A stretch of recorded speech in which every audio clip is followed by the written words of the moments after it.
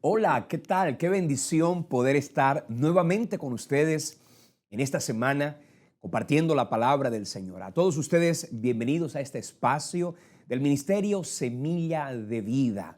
Este seminario que durante varias semanas hemos tenido la oportunidad de compartir con ustedes y que tiene por título Fundamentos de Doctrina. En esta ocasión, en nuestra segunda parte, vamos a continuar con el estudio del tema de la salvación. Esta noche será una oportunidad especial para estudiar los efectos de la salvación. No te lo pierdas, porque será de gran bendición. Ve compartiendo, por favor, mientras doy esta parte introductoria. Quiero invitarte a que, desde luego, le invites a otras personas a que también nos acompañen.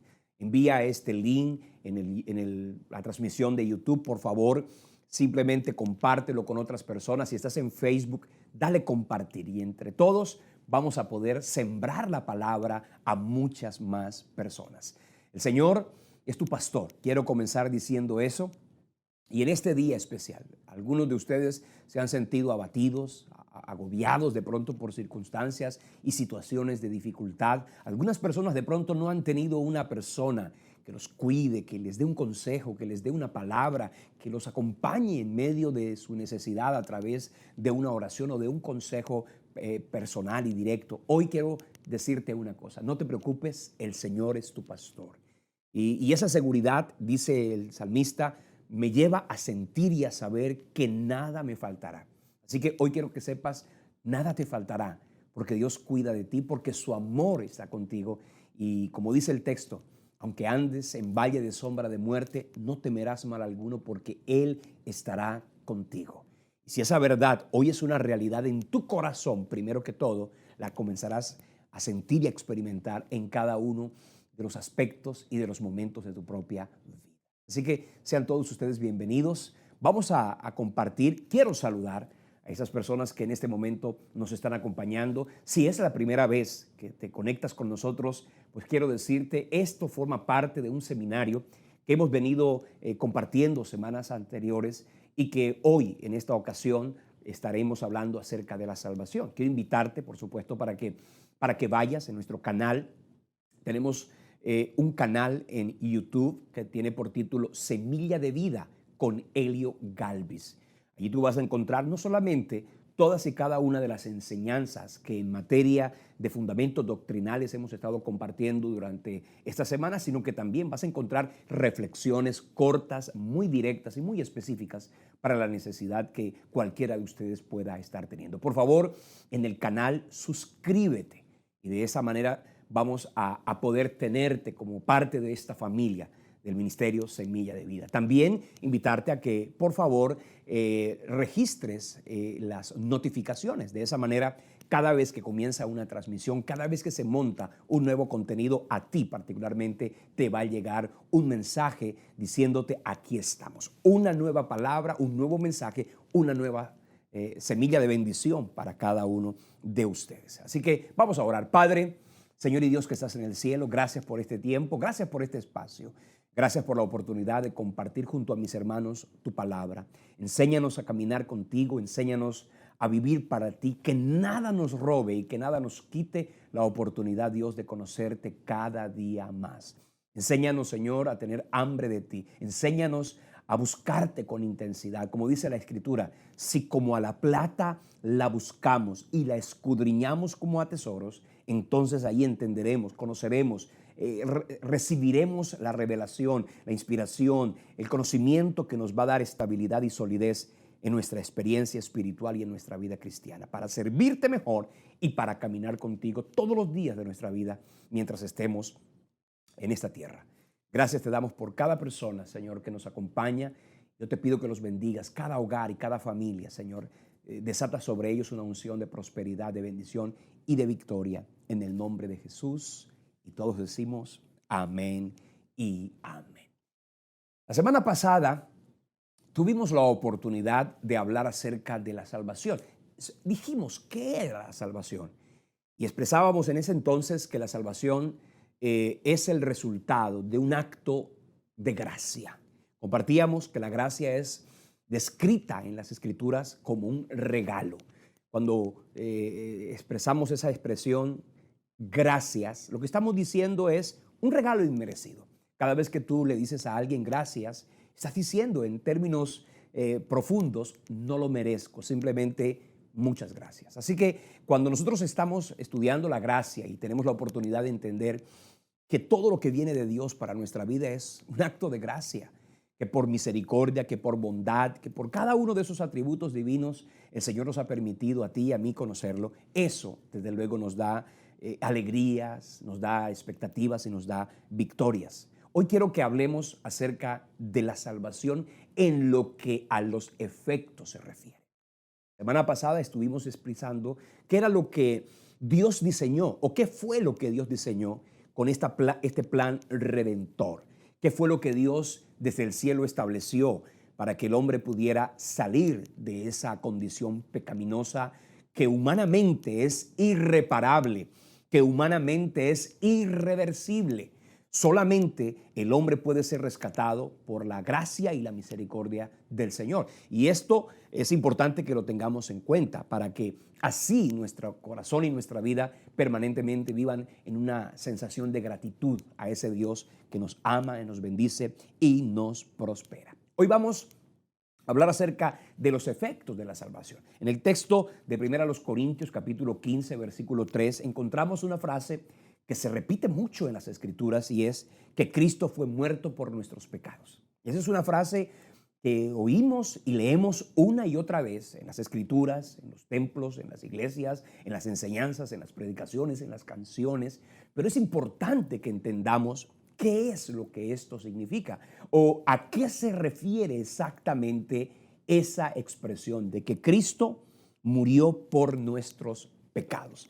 Y para poder entender lo que significó la obra de la cruz. La cruz del Calvario no estaba expresado únicamente la injusticia humana, porque cualquiera pudiera mirar allí a Jesús en la cruz y decir, qué injusticia, no cometió pecado, no le hizo mal a nadie, no dañó a nadie, no generó ningún caos en ninguna circunstancia, y sin embargo estaba allí crucificado como un malhechor. Pero es importante que tú y yo vayamos al trasfondo.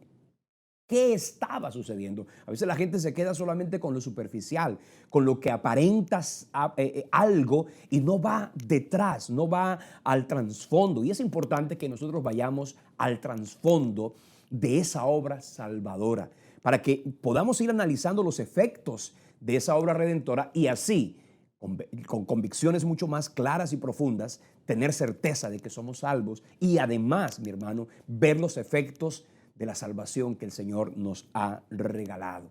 Entonces es importante que lo veamos, no como un Cristo sufriente, malherido, agobiado, como que en aquella ocasión la gente decía, óyeme, qué triste verlo allí en la cruz.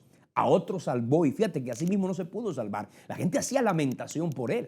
Sin embargo, era porque no entendían que ahí se estaba cumpliendo la obra redentora. Ahí en la cruz se estaba gestando y completando el plan salvador. Allí en la cruz del Calvario se estaba generando la victoria más contundente, no solamente sobre la muerte, sobre el pecado, sino sobre el mismísimo diablo. Dice la carta a los Colosenses capítulo 3 que en la cruz del Calvario Cristo derrotó al que tenía el imperio de la muerte. Hebreos 2 también lo expresa, Colosenses capítulo 2 versículos 14 y 15 lo afirma. Entonces es importante que eso lo tengamos presente. Vamos a estudiar en esta ocasión algunos efectos y de manera muy rápida quiero que vayamos por cada uno de estos términos que a veces la gente los lee en las Escrituras y pasan de pronto inadvertidos ante la lectura rápida que algunas personas le hacen a las Escrituras. Uno de ellos es el término expiación, el otro es propiciación, sustitución, redención y reconciliación. Son términos que en esta oportunidad vamos a tratar de expresar para también hablar del último de ellos, que es la justificación. Hablando de la expiación, es importante que a ti y a mí nos quede claro, por ejemplo, que la palabra expiación significa cubrir. Esto es un término muy importante y implica cubrir. En el término hebreo, cuando se utiliza la expresión expiación, lo decíamos un poco la semana pasada, pero quiero ahondar en ello, significaba cubrir. Pero más que cubrir, pudiera implicar esa palabra casi como que esconder. De alguna forma, lo que sucedía con la expiación era que se cubría el pecado, pero se escondía al pecador de la ira divina. Se escondía al pecador de la implacable justicia y de la extraordinaria, digamos, santidad que ante un Dios grande, fuerte, poderoso, un hombre perdido y pecador caería fulminado de una manera irremediable. De hecho, cuando el mismo Moisés quería ver la gloria de Dios, el Señor le dijo: sabes que te voy a esconder, colócate detrás de una roca, colócate detrás de una peña y yo pasaré y te mostraré algo de mi gloria. Fíjate que no podía Moisés ver a Dios de una manera tan directa. Necesitaba algo que lo escondiera, algo que lo cubriera. Y eso es lo que específicamente hace la obra redentora. El sacrificio de los animales en el antiguo pacto y sobre todo el sacrificio de la cruz, lo que hace es esconder al hombre de su condición pecaminosa para que Dios ya no vea al hombre en su pecado, ni al pecado en el hombre, sino que vea a Cristo y como consecuencia de eso pueda mirar al hombre de una manera completamente diferente. Si ustedes leen conmigo Levíticos capítulo 5 versículo 18, dice: traerá pues el sacerdote para expiación, según tú lo estimes, un carnero sin defecto de los rebaños, y el sacerdote hará expiación por el yerro que cometió por ignorancia y será perdonado. Entonces fíjese que esa expresión expiación la vas a encontrar muchísimas veces en el Antiguo Testamento, refiriéndose a los sacrificios de los animales, pero ya en el Nuevo Testamento esa misma expresión se utiliza una vez y otra vez para referirse directamente a lo que significó la obra redentora, la obra de la cruz. Por ejemplo, expiar el pecado implicaba arrojar, digamos, un velo deslumbrante sobre el pecado y sobre el pecador, de modo que este velo quedaba visible y el pecador se quedaba escondido. Por decirlo de alguna manera, fuimos escondidos en Cristo. Él es esa roca que nos escondió, ¿cierto? Él es la roca, Él es el sacrificio que hizo que para nosotros pudiéramos caminar y continuar nuestra relación con Dios. Ya habíamos compartido que en el libro del Éxodo, en el capítulo 14, el Señor estableció la Pascua como un rito perenne para el pueblo de Israel. Nosotros los cristianos no celebramos la Pascua porque ya nuestra Pascua fue sacrificada y se llama Cristo. Por lo tanto, ese rito anual y constante e interminable no tenemos que practicarlo porque ya Cristo en la cruz del Calvario cumplido la obra perfecta. Él es el sacrificio. Pero el texto de Éxodo capítulo 12 versículo 13 dice: y veré la sangre y pasaré de vosotros. Fíjate que ya no se veía al perdido pecador, ahora se veía la sangre, se veía la expiación, se veía el sacrificio, se había cubierto al pecador, se había cubierto la condición. El efecto de la expiación eran extraordinariamente maravillosos. Por ejemplo, por la expiación en el Antiguo Pacto y también en el Nuevo Testamento y de forma perfecta y para siempre, se borró el pecado. Mira lo que dice Isaías 43, 25. Yo soy el que borro tus rebeliones por amor de mí mismo y no me acordaré de tus pecados. Fíjate, el efecto de la expiación es que Dios borra el pecado y que Dios no se acuerda más de aquello. Como también dice Isaías 44, 22. Yo deshice como nube tus rebeliones y como niebla tus pecados. El pecado no solo fue borrado, también fue quitado. Isaías 6:7 encontramos al mismo profeta viviendo la expresión aquella cuando Dios le dice: he aquí que esto tocó tus labios, es quitada tu culpa y limpio tu pecado. Ahí está expresándose lo que significa la expiación. El hombre es perdonado. En el Salmo 32, versículo 1 dice: bienaventurado aquel cuya transgresión ha sido perdonada y cubierto su pecado. Fíjese esa expresión, cubierto su pecado. Y no es escondido el pecado. Seres humanos escondemos nuestras faltas y nuestros errores para que la gente no nos las conozca y no nos las reproche. Pero en el caso del perdón y de la expiación, lo que sucede es que se cubre. Pero en el Antiguo Testamento tenía esa connotación, pero ya en el Nuevo esa expresión va más allá. Y no solamente se cubre el pecado, sino que se borra el pecado. En el texto de Miqueas 7:19 usted puede encontrar esa expresión que dice que Dios sepultará nuestras iniquidades y echará en lo profundo del mar todos nuestros pecados. Fíjate que es una contundencia la que allí encontramos frente a la actitud de Dios hacia el pecador. El pecado no fue quitado como que, bueno, aquí no pasó nada. No, es que Cristo, el Cordero inmolado, se echó sobre sus espaldas el castigo de nuestra paz. Usted puede leer allá en el libro de Isaías 38, versículo 17, lo siguiente: He aquí amargura grande me sobrevino en la paz, mas a ti agradó librar mi vida del hoyo de la corrupción, porque echaste tras tus espaldas todos mis pecados.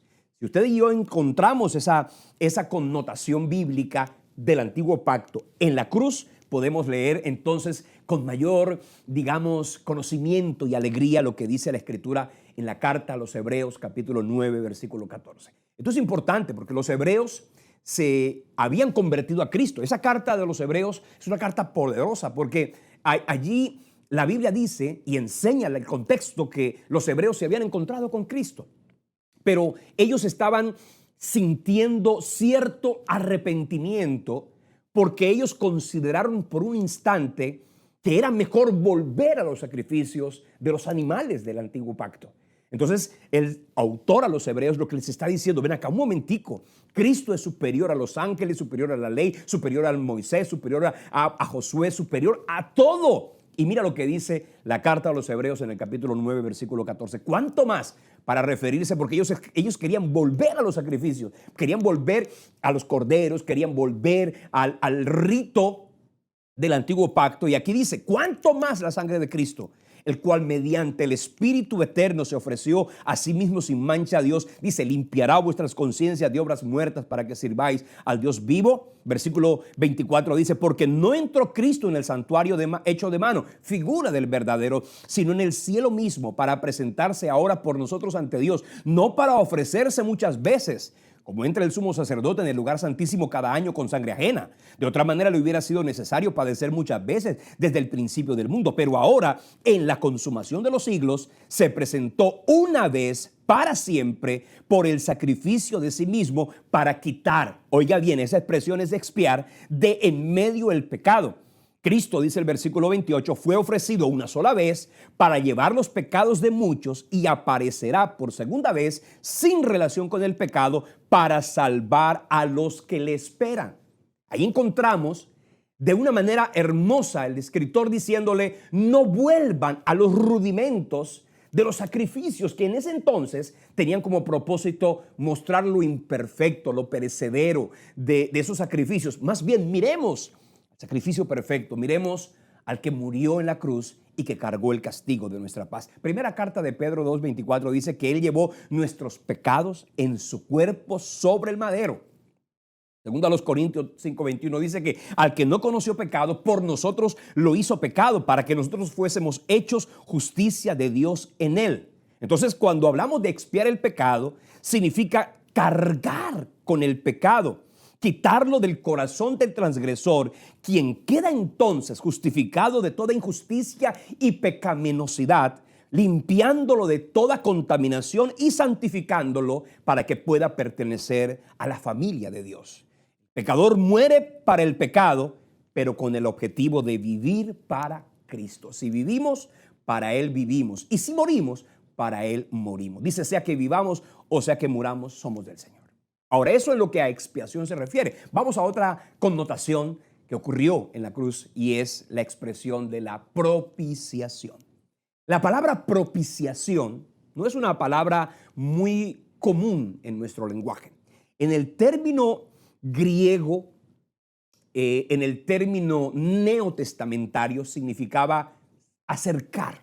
De alguna forma lo que buscaba era atraer. La palabra propiciación significa acercar. El vocablo significa crear un ambiente favorable para la reconciliación, lograr con éxito esa reconciliación. Ahora, escuche, no es el hombre, la religión es el hombre tratando de volverse a Dios, pero la propiciación y la salvación es Dios acercándose al hombre. El hombre estaba muerto en sus delitos y pecados. El hombre no podía por voluntad propia, por capacidad o por fuerza humana, acercarse a Dios. Necesitaba Dios acercarse a los hombres. La carta a los Romanos capítulo 3 versículo 24 es hermoso lo que usted lee allí. Dice, siendo justificados gratuitamente por su gracia, y expresa nuevamente ese término que es contundente, mediante la redención que es en Cristo Jesús, a quien Dios puso, aquí dice, como propiciación por medio de la fe en su sangre, para manifestar su justicia a causa de haber pasado por alto en su paciencia los pecados pasados, con la mira de manifestar en este tiempo su justicia, a fin de que Él sea el justo y el que justifica al que es de la fe de Jesús. Primera de Juan 2:2 dice que Cristo es la propiciación por nuestros pecados. Y no solamente por los nuestros, sino dice por los de todo el mundo. Primera de Juan 4:10 dice, en esto consiste el amor, no en que nosotros lo hayamos amado a Él, sino que Él nos amó a nosotros primero. Y dice, y envió a su Hijo en propiciación por nuestros pecados. Permítame expresar un poco de dónde es que se utiliza la expresión propiciación. Resulta que en el Antiguo Testamento, cuando Dios estableció el arca del pacto, la estableció, digamos, con algunas connotaciones extraordinariamente simbólicas. En el tabernáculo habían algunos utensilios que en otra oportunidad vamos a tener la ocasión de leer y de estudiar cada uno de esos en detalle. Pero dice que en el arca del pacto había una tapa que se llamaba el propiciatorio. La tapa del arca que contenía tres elementos importantes. Tenía un poco del maná que había caído en el desierto, la vara de Aarón que había reverdecido, y habían allí en el arca las tablas de la ley que contenían los mandamientos de Dios para el pueblo. Y sobre la tapa había, o en la tapa había algo que se llamaba el propiciatorio. El pecado mantenía una distancia lejana absoluta entre el hombre y Dios. El hombre no podía acercarse a ese propiciatorio de forma normal. Solamente el sacerdote podía hacerlo una vez al año, con sangre de los becerros, de los sacrificios, el Yom Kippur, que era el día del perdón. El sacerdote entraba a ese lugar. ¿Y qué hacía? Entonces Dios le permitía al sumo sacerdote entrar con una redoma en la que él llevaba la sangre y colocaba un poco de esa sangre sobre aquella tapa que se llamaba propiciatorio. Es decir, que en el propiciatorio, en el arca del pacto, se podía admirar una perfecta unión entre lo que era la justicia de Dios contenida en las tablas de la ley y el propiciatorio que representaba el acercamiento del hombre a Dios. Así que el Señor establecía allí un acto perfecto para que a través de la sangre expiatoria, aquel trono de juicio que representaba las tablas de la ley, se convirtiera entonces en un trono de gracia, en una oportunidad maravillosa de libertad. El hombre puede entender a través de la obra redentora y del pacto antiguo que Dios en el propiciatorio podía ser justo con el castigo, pero misericordioso con el perdón. De manera que allí en la cruz se cumple perfectamente esa expresión propiciar. Él propició el acercamiento. Y no lo propició simplemente como cuando hay un intermediario entre dos partes enemistadas. No, está diciendo que Él generó el medio, el instrumento y la forma a través de la cual el hombre podía acercarse a ese Dios santo que, lógicamente, a través de un sacrificio haría resuelto el problema del pecado. Es hermoso entender que Él es nuestra propiciación. Él es propicio, Él proveerá, Él sostendrá tu casa y te bendecirá de una manera contundente. Otro término que quiero que estudiemos es el concepto de sustitución.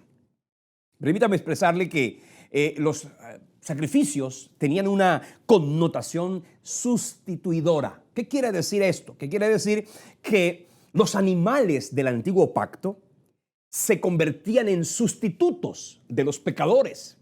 Fíjese que una de las cosas que el Señor estableció en ese sacrificio o en ese modelo de sacrificios era que el pecador colocaba sus manos sobre la víctima, casi como que haciendo una transferencia simbólica de su pecado. Estaba colocando las manos sobre la víctima, de tal manera que así él se consideraba un sustituto por el pecador. De modo que su muerte no era una muerte común o normal, era una muerte sustitutoria. Entonces, mi hermano, cuando encontramos que Cristo es nuestro sustituto, lo que estamos diciendo es que el Señor Jesucristo efectuó en la cruz del Calvario lo que nosotros nunca hubiésemos podido realizar por nosotros mismos. Porque Él es, escucha bien, el que nos permite acercarnos a Dios. Nos acercamos a Dios a causa de Él y a consideración de Cristo. El hombre no pudiera acercarse ni por su cara, ni por su fuerza, ni por sus obras, ni por sus habilidades. La gente a veces se le olvida que a Dios no se le puede llegar si no es a través de un acto sustitutorio. Cristo es el sustituto perfecto para que el hombre pudiera entonces acercarse a Dios. En el libro de Isaías, en el capítulo 53, usted encuentra allí una lectura perfecta acerca de ese Cordero perfecto, de ese siervo sufriente, de ese Mesías prometido, cuando dice que Él llevó nuestras enfermedades, que Él sufrió nuestros dolores. El herido fue por nuestras rebeliones, molido por nuestros pecados. El castigo de nuestra paz fue sobre Él y por su llaga fuimos nosotros curados. Mira, todas esas expresiones lo que representan es que el siervo de Jehová, Cristo el Mesías, llevó el castigo que otros merecían, a fin de que ese sacrificio le permitiera justificar a muchos, pues Él sería quien llevaría las iniquidades de ellos. Él cargaría el castigo, Él recibiría la culpa, Él recibió. De allí que en la cruz del Calvario Jesús pudo y tuvo que decir, ¿por qué me has abandonado? Él estaba sustituyendo la condición de pecado que el hombre debía recibir. Toda la ira de la justicia divina, toda la ira del fragor de la santidad de Dios a causa del pecado, cayó sobre Cristo. Así como un pararrayos que atrajo el rayo en medio de la tormenta, Cristo es ese pararrayos que atrajo la ira de Dios hacia sí mismo para que de esa manera entonces todo aquel que en Él creyere no sea condenado. En virtud de haber asumido la naturaleza humana, podía identificarse Cristo con el hombre y así sufrir su pena. Murió en nuestro lugar, Él murió por nosotros, cargó en sus espaldas el castigo que a ti y a mí nos correspondía. Por eso fue, ¿por qué me has abandonado? Ese grito de angustia. En la carta a los Corintios, segunda carta a los Corintios 5:21 dice que al que no conoció pecado, por nosotros lo hizo pecado. Según el apóstol Pedro en el capítulo 2, versículo 24, dice, Él llevó nuestros pecados en su cuerpo sobre el madero. Él fue nuestro sustituto. Cruz, hubo una obra de sustitución. Ahora, un término hermoso, redención. Quiero expresar que la palabra redención o redimir significa comprar. Pero más allá de comprar, la expresión redención significa recuperar. Es como que algo que era tuyo lo terminó en medio de las circunstancias perdido. ¿Y qué hace la redención? Recupera eso que se había perdido. Si ustedes leen conmigo, por ejemplo, los pasajes de la redención que el Señor estableció en el antiguo pacto, quería decir lo siguiente, que una persona podía vender una tierra, una persona podía venderse a sí misma a causa de sus deudas y alguien lo podía redimir, es decir, alguien lo podía comprar, lo podía recuperar. Esa expresión que significaba recuperar de nuevo algo mediante el pago de un precio. No era ir a pelear y arrebatarlo, no, era comprarlo. La palabra redención significa comprar. Tú y yo fuimos redimidos porque tú y yo fuimos comprados. Él es nuestro redentor. Es decir, cuando usted dice que Cristo es nuestro redentor, usted está diciendo que Él fue quien lo compró. Por eso es que dice que somos de Él. Por eso es que la Biblia dice que Él es nuestro dueño por dos razones. Primero, porque nos hizo, y segundo, porque nos compró, nos recuperó de la de la vida de pecado y de dolor en la que nos encontramos. Mateo 20:28 dice, el Hijo del Hombre no vino para ser servido, sino para servir y dar su vida en rescate. Y esta expresión, rescate por muchos. La palabra redimir es también la palabra rescatar, recuperar. Apocalipsis 5:9 dice que con su sangre Cristo nos ha redimido para Dios. Gálatas 3:13 dice que Cristo nos redimió de la maldición de la ley. Tito 2:14 dice, quien se dio a sí mismo por nosotros para redimirnos de toda iniquidad y purificar para sí un pueblo celoso de buenas obras. Primera carta de Pedro 1:18 dice, sabiendo que fuisteis rescatados de vuestra vana manera de vivir, la cual recibisteis de vuestros padres, no con cosas corruptibles como el oro o la plata, sino con la sangre preciosa de Cristo, como un cordero sin mancha y sin contaminación, ya destinado antes de la fundación del mundo, pero manifestado en los postreros días por amor de nosotros. Cuando hablábamos de recuperar, esa expresión que se encuentra en Levíticos 25, 47 al 49, habla de comprar de vuelta, recuperar lo perdido. Escuche, un hombre hubiese podido perder o una propiedad o su libertad, pero el pariente redentor lo podía rescatar. Escuche, ¿qué necesitaba que se cumpliera para que se produjera la redención? Primero, que un pariente lo pudiera recuperar. Segundo, que ese pariente estuviera dispuesto. Y tercero, que tuviera el dinero suficiente para pagar el rescate. El rescate. Entonces, esa expresión lo encontramos cuando Cristo pagó el precio. Dice que Él siendo rico se hizo pobre para que nosotros con su pobreza fuésemos enriquecidos. Es decir, Él pagó el precio para que tú y yo pudiéramos hoy decir, Él es nuestro Dios. Un día estábamos perdidos, sin ningún tipo de esperanza, contaminados por el pecado, condenados a una eternidad sin Dios. Pero Él, nuestro Redentor, nuestro pariente Redentor, por eso Él tenía que hacerse uno como los hombres, para que en la condición de hombre se volviera pariente nuestro y así nos pudiera rescatar. La realidad de la redención nos recuerda que la salvación es costosa. La gente entiende y debe comprender que la salvación es un acto de gracia, es un regalo, pero no significa que porque sea un regalo no costó un valor importante, no se pagó un gran precio por ello. La gente a veces minimiza, subestima, soslaya lo que concierne a la salvación porque considera que es un regalo. Es que está allí y mucha gente cuando hay algo gratis no lo entiende, no lo valora, no lo comprende. Pero aquí no estamos diciendo que la salvación es algo que no tiene valor, que no tiene precio. No, es muy costoso. Costó la vida de Cristo, costó la redención y la obra salvadora. Dice el texto de 1 Corintios 6, 19 al 20, que tú y yo no somos nuestros, sino que somos de Él, porque fuimos comprados por precio. De manera que entonces tú y yo debemos glorificar a Dios en nuestro cuerpo y en nuestro espíritu, los cuales dice son de Dios. Diga conmigo, yo soy de Dios, soy de Cristo porque Él me compró. El Señor Jesucristo dice, ¿de qué le vale al hombre que se perdiere o se ganara todo en esta vida y se perdiera su alma? ¿Qué podrá pagar por su rescate? El hombre no puede pagar por su propia redención. El hombre no puede, en términos humanos, pagar por sí mismo. La gente se ha acostumbrado en medio de las transacciones que el que más tiene, más compra. Entonces la gente que tiene y que posee siente que todo lo puede comprar. Entonces fue cuando se introdujo en la historia de la iglesia la venta de la salvación. Comenzó la salvación a convertir en un acto de compras y de ventas.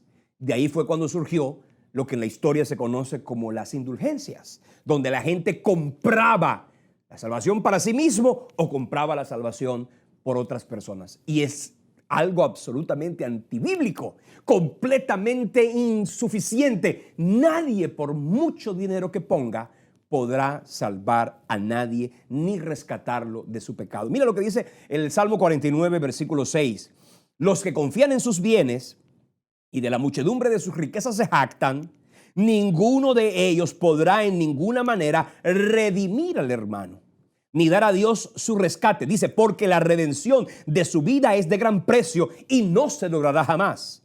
para que viva de ahí en adelante para siempre y nunca vea corrupción. Mi hermano, obras humanas, cuando las queremos convertir en cheques para comprar nuestra salvación, la Biblia las reconoce como trapos de inmundicia. Así lo dice Isaías 64, versículo 6.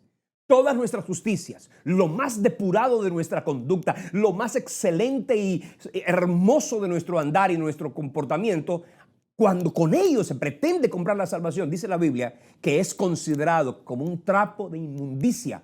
Y eso para no decir lo que hoy representa ese trapo de inmundicia, que sería el trapo que en la antigüedad se usaba para el uso costumbre de las mujeres. Entonces, mi hermano, nadie puede comprar su salvación. Tenía que ser algo que se pudiera recibir por gracia. Pero no significa que al ser un regalo de gracia se convirtió en un asunto sin valor y sin un precio.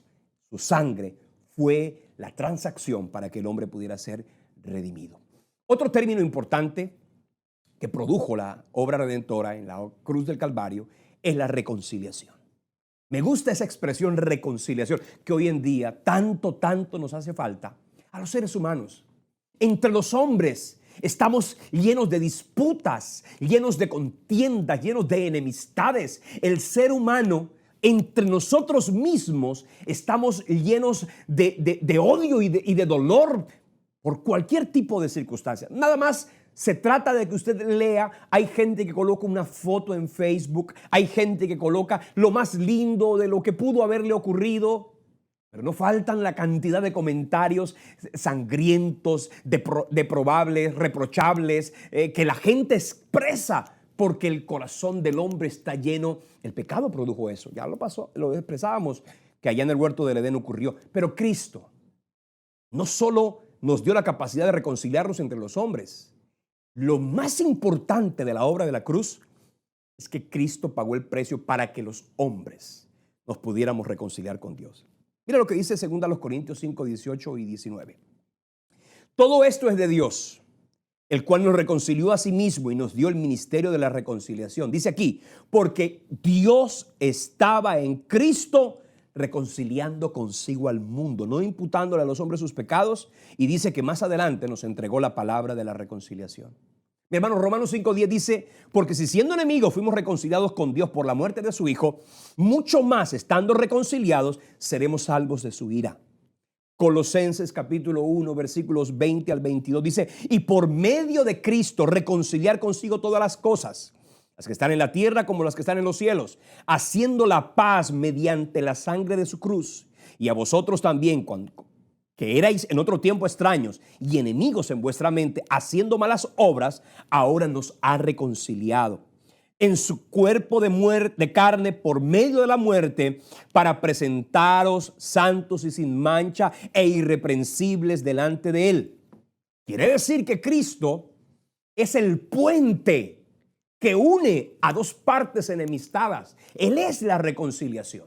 Por eso 1 Timoteo 2:5 dice, porque tenemos un solo Dios y un solo mediador, un solo reconciliador entre Dios y los hombres, Jesucristo hombre. Mi hermano, cuando la gente le colocó al obispo de Roma el título de sumo pontífice, no entendía y jamás había leído estos conceptos bíblicos que implicaba que el único que generó el puente de reconciliación entre los hombres y Dios se llama Cristo. Nadie más. Él es el puente, porque Él es la expresión a través de la cual Dios, la parte ofendida, toma la iniciativa de provisión para que el hombre se pueda nuevamente acercar a Él. Su majestad ha sido ofendida a causa del pecado y naturalmente su santidad debe reaccionar ante esa condición, pero a causa del amor y de la misericordia, Dios provee el medio para que el hombre pueda volver hacia sí mismo, hacia Dios. Ezequiel 33:10 dice, tú pues, hijo de hombre, di a la casa de Israel, vosotros habéis hablado así, diciendo, nuestras rebeliones y nuestros pecados están sobre nosotros, y a causa de ellos somos consumidos. ¿Cómo pues viviremos? Diles entonces, vivo yo, Jehová el Señor, que no quiero la muerte del impío, sino que se vuelva el impío de su camino y que viva. Por eso el consejo es, volveos de vuestros malos caminos. ¿Por qué moriréis, oh casa de Israel? Dios quiere que nos volvamos a Él. Por eso la invitación es, Dios no pasa por alto los tiempos de nuestra ignorancia, sino que hoy le manda a los hombres en todo lugar que se arrepientan, que vuelvan a Él. El Señor no retarda su promesa, según algunos la tienen por tardanza, sino que es paciente para con nosotros. Dice, no queriendo que ninguno perezca, sino que todos procedan al arrepentimiento. Arrepentimiento que nos permitirá volvernos en amistad con Él. Oye bien, no sé cuántos amigos tengas tú en esta tierra. No sé cuántos seguidores tengas tú en tus redes sociales. No sé cuántas personas te consideran su amigo. Pero escúchame algo importante. De lo que estamos hablando en esta oportunidad es que el Dios eterno, el todopoderoso Dios, quiere ser tu amigo. Y si es tu amigo, escucha, significa que Él te bendecirá. Vuélvete en amistad con Él y tendrás paz, y por ello te vendrá bien. Fueron los consejos que encontramos allá en el libro de Job. Vuélvete en amistad con Él y tendrás paz, por ello te vendrán bien. Ser amigo de Dios es más poderoso y contundente que ser amigo de este mundo, porque dice la Biblia, el que se constituya amigo del mundo se constituye enemigo de Dios, pero aquel que se considere y se constituya a través de Cristo amigo de Dios, se vuelve hijo, se vuelve heredero, se vuelve un hombre y una mujer bendecidos y llenos de victoria. Quiero terminar hablando de la justificación. El tiempo sé que se está yendo, pero quiero que hablemos de este punto porque es muy importante. La justificación. Y aquí viene una pregunta que quiero hacerte. ¿Tú te sientes aceptado por Dios? Esa expresión, no importa que la gente no te acepte. Vivimos en un mundo donde la gente quiere la aceptación de otro. Pero aquí te voy a hablar de algo y es la aceptación de Dios. ¿Te sientes aceptado por Dios? Ahora, si la pregunta es sí, ¿por qué te sientes aceptado por Dios?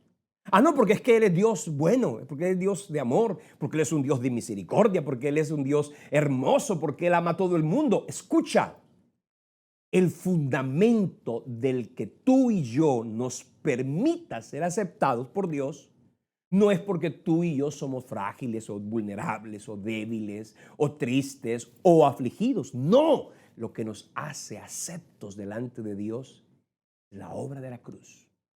Él, en la cruz del Calvario, es aquel que nos da su justicia. Cuando hablamos de justificación, significa que estamos bien con Dios y que tenemos la seguridad de su aprobación. Mi hermano, el hombre no pudiera sentirse seguro de su salvación ni aprobado por Dios a no ser que sea a través de la obra de la cruz. Romanos 1:17 dice, porque en el evangelio la justicia de Dios se revela por fe y para fe, como está escrito, mas el justo por su fe vivirá. Y escúcheme una expresión que la gente malentiende, porque cuando hablamos de justicia, la gente hoy que está peleando por la justicia, que la gente hoy pelea por sus propios derechos y bueno, que no le gusta que a alguien le den algo incorrecto. En fin, la justicia humana no tiene nada que ver con la justicia divina. Ser justo en la Biblia, ¿sabes qué es? Ser declarado inocente. Eso es lo que en la Biblia se dice que es justicia. Justificación no es lo que la gente utiliza en el término normal. La gente se justifica, ¿por qué? Porque hizo algo incorrecto, entonces dice, yo lo hice porque esto obedeció a que tú me hiciste aquello, o porque tú dijiste aquello, o porque tú no hiciste aquello. Y entonces comenzamos a justificarnos, entendiendo la justificación como una forma a través de la cual nosotros exponemos las razones de nuestros errores. Pero la justificación desde el punto de vista bíblico y desde el contexto y concepto teológico de salvación significa declarar inocente al culpable. Una persona justa no es aquella, en el término bíblico, ¿no? En el término natural, una persona justa es aquella que le da a todo el mundo lo que le corresponde y le pertenece. Eso es ser justo. Pero en el contexto bíblico, ser justo significa alguien que habiendo sido culpable fue declarado inocente por causa de una obra expiatoria. Eso es lo que dice las Sagradas Escrituras. Romanos 3:24, le vuelvo a leer. Siendo justificados, fíjese esa expresión, gratuitamente por su gracia. Es decir, aquí no caben las obras humanas, aquí no cabe el esfuerzo del ser humano, fuimos justificados gratuitamente por su gracia mediante la redención, el rescate, la compra que Cristo hizo, a quien Dios puso como propiciación por medio de la fe en su sangre para manifestar su justicia a causa de haber pasado por alto en su paciencia los pecados pasados, con la mira de manifestar en este tiempo su justicia, a fin de que Él, hablando de Cristo, sea el justo y el que justifica al que es de la fe de Jesús. ¿Dónde queda entonces la jactancia? Queda excluida. ¿Por cuál ley? ¿La de las obras? No, sino por la ley de la fe. Concluimos pues entonces que el hombre es justificado por fe sin las obras de la ley. Y aquí escúcheme expresarle esto. La próxima semana vamos a hablar acerca de cómo se recibe la salvación. Pero en este momento quiero explicarle simplemente eso. La gente no recibe la salvación como un premio al buen comportamiento. No es la retribución al esfuerzo humano. La salvación es la respuesta de Dios a un hombre perdido y pecador que reconoce la obra de la cruz como la obra expiatoria, como la obra redentora, como la obra sustitutoria, como el medio de reconciliación, como los efectos que por supuesto permiten que el hombre pueda volverse a Dios. Entonces el perdido pecador deja de ser un perdido pecador para convertirse en un hijo aceptado, en un justo, que en ese término significa declarado inocente. La palabra justificación se refiere entonces a la declaración de justicia, que significa que Cristo, por ser justo, a través de nuestra fe en Él, nos declara justos por su obra redentora. ¿Justicia entonces qué es? ¿O justificación entonces qué es? Es declarar inocente al culpable, pero no por un acto ilegal, sino por un acto legal, de que alguien pagó el precio. El culpable sale libre porque uno ocupó su lugar. Eso básicamente es justificación. Entendemos entonces que por causa de la justificación nosotros somos perdonados, la remoción de nuestra condenación efectuada y la restauración ante nuestro Dios realizada. Mi hermano, entonces dejamos de ser perdidos pecadores para volvernos justos y con ello hijos de Dios. Justos y con ellos herederos de Dios, coherederos con Cristo y una cantidad de beneficios que por supuesto son para aquellos que han sido declarados justos a través de la obra de la cruz. En el Calvario, Dios le reveló al hombre cómo puede establecer a través de Cristo una relación de justicia. La ley, las 634 ordenanzas que tenía la ley mosaica no podían ser cumplidas por absolutamente nadie, de modo que en la ley nadie podía ser justificado. Usted lo puede leer allá en Gálatas 3, 24 y 25. Romanos 3, 20 dice que es imposible que las obras de la ley o que la ley justificara a nadie. Era imposible. Pero la obra de la cruz, allí en la obra de la cruz se produjo la obra redentora. Pero mi hermano, no estamos diciendo de ganarse la salvación. Hay algunos que dicen, esta persona ha sufrido mucho, ya se ganó la salvación. Esta persona ha hecho muchas buenas obras, se ha ganado la salvación. No, la salvación es un acto gratuito. Se recibe a través de la fe en la obra de la cruz. Dios no puede ofrecernos su gracia porque no somos rectos. Por tanto, necesitamos ser rectos para que Él nos dé su gracia. Es el pensamiento que ha generado tantísimo legalismo en esta tierra. La gente dice, básicamente lo que está expresando esto es el pensamiento que muchos dicen, es que yo tengo que ser perfecto para acercarme a Dios. No, mi hermano. Acércate a Dios para que Él te perfeccione. No tienes que ser santo para venir a Dios. Tienes que venir a Dios para que seas santo. No necesitas, escucha, buenas obras para acercarte a Dios. Necesitas acercarte a Dios para que se produzcan en ti las buenas obras. Efesios 2, versículos del 8 al 10, lo dice, porque somos hechura suya, creados en Cristo Jesús para buenas obras, las cuales Dios preparó de antemano para que anduviésemos en ellas. Pero antes decía, porque por gracia sois salvos por medio de la fe. Esto no es de vosotros, no es una obra de hombres, es un don de Dios. No es por obra, dice, para que nadie se gloríe. Mi hermano, la justificación no es universal. La expiación, Cristo murió por todos los hombres. En la reconciliación, los hombres cualquiera que sean, pueden volverse a Dios. La expiación, la redención puede ser una obra para todos los hombres a través de la oferta, pero la justificación solamente es una realidad para aquellos que reconocen a Jesucristo como Señor y Salvador. Es decir, con la justificación por la fe en Cristo, nosotros podemos entonces hacer viva la expiación, la sustitución, la reconciliación, la redención que nos permite volvernos a Dios. Ojo con esto, mi hermano. El 27 de marzo del año pasado, el obispo de Roma produjo algo que se llamó la indulgencia plenaria Orbi et Orbi. Ojo con esto, que es terriblemente peligroso. ¿Qué era lo que decía el Vaticano? Lo transmitió por todas las cadenas mundiales lo duplicaron. El sumo pontífice de Roma, ¿qué hizo? Ofreció un perdón plenario, lo que se llamaba la indulgencia plenaria. Mi hermano, ¿por qué? Es que la Iglesia de Roma se constituyó, y así lo dice el catecismo en el numeral 1471, como la administradora de la redención. Es decir, la Iglesia le da al que a ella le plazca la salvación, y por eso la Iglesia de Roma le quita la salvación al que a ella le plazca. Por eso es que comulgan y excomulgan, cuando la redención o la justificación es un acto que nadie en la tierra puede darle a otro. Es el resultado del sacrificio de la cruz, y que solo se recibe de manera individual, porque ni siquiera tú lo puedes recibir para tu hijo. Tú no puedes hacer salvo a tu hijo, ni puedes hacer salva a tu familia, porque tú reconociste a Jesús como Señor. Cada persona tiene que reconocer a Cristo en un acto de arrepentimiento y de fe, para que así su vida sea salva. Mi hermano, Cristo es el medio y la fe es el canal por medio del cual el perdido pecador puede ser llamado justo. La justificación elimina entonces dos cosas importantes: el orgullo de la soberbia humana. Lo logré. No, está excluida, dice la Escritura.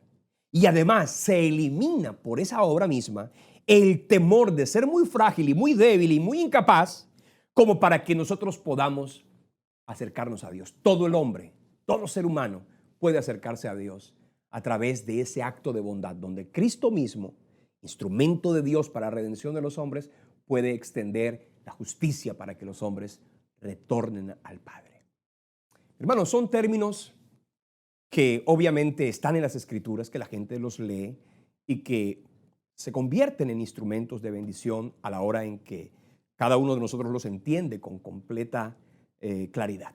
Así que el Señor les bendiga y les asista para que así ustedes puedan permanentemente tener esto como una realidad en su vida. Quiero terminar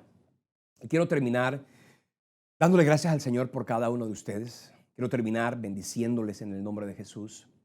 Quiero declarar para cada uno de ustedes esa palabra de victoria y de bendición que está prometida para aquel que ha reconocido a Jesús como Señor y Salvador. Dios te bendiga, Dios te prospere. Quiero en este momento compartirles en próximos días, desde este ministerio, haremos el lanzamiento de lo que hemos llamado, y el Señor nos ha hablado, de lo que sería el equipo de sembradores del ministerio Semilla de Vida. Necesitamos un equipo de personas, un grupo de personas, un escuadrón de personas que digan: yo quiero ser sembrador del ministerio Semilla de Vida, para que nos ayuden a nosotros a sembrar la semilla de vida que tiene efectos en la tierra y en la eternidad.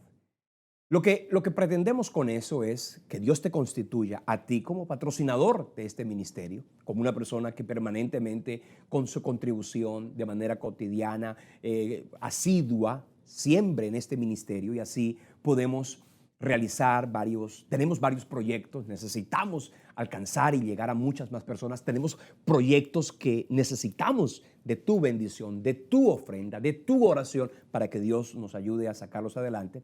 Y a ese equipo de sembradores del ministerio, el Señor nos permite, vamos a tener un acercamiento mucho más directo. Con ese grupo de sembradores, nosotros vamos a tener la oportunidad de compartirles directamente a través de nuestros correos los avances del ministerio.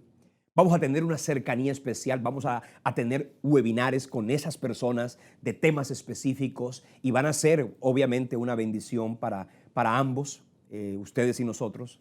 Y además, los sembradores, el equipo de sembradores de este ministerio va a tener copias de las notas con las cuales yo comparto este tema. Yo quisiera entregárselas absolutamente a todos, pero necesitamos de alguna manera tener un acercamiento y para eso en próximos días en nuestra página web www.semilladevida.org vamos a tener una parte donde la gente va a poder decir, yo quiero ser uno de los miembros del equipo de sembradores de este ministerio. Usted se inscribe allí y nosotros permanentemente les vamos a enviar la información, material, artículos, les vamos a entregar las notas en PDF para que ustedes las tengan, porque algunos seguramente no pueden tomar todos los apuntes y leer todas las cosas que aquí estamos expresando, pero con eso ustedes van a poder estudiar con mayor detalle los temas que aquí estamos compartiendo. Así que ese es el propósito, que ustedes y nosotros estemos mucho más cerca y así podamos todos ser bendecidos y este ministerio pueda avanzar como el Señor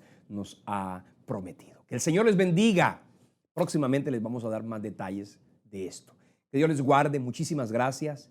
Que el Señor y sus vidas sean en Cristo bendecidas, que cada uno de ustedes en su casa puedan ver la gloria de Dios y caminar en victoria como Él nos lo ha prometido. Nos vemos la próxima semana en este espacio del Seminario de Fundamentos de Doctrina, pero no se olvide que en las mañanas y durante los días estamos compartiendo aliento del cielo, inspiración de bendición y de edificación para ustedes. Nos vemos la próxima semana. Dios les bendiga. Hasta entonces.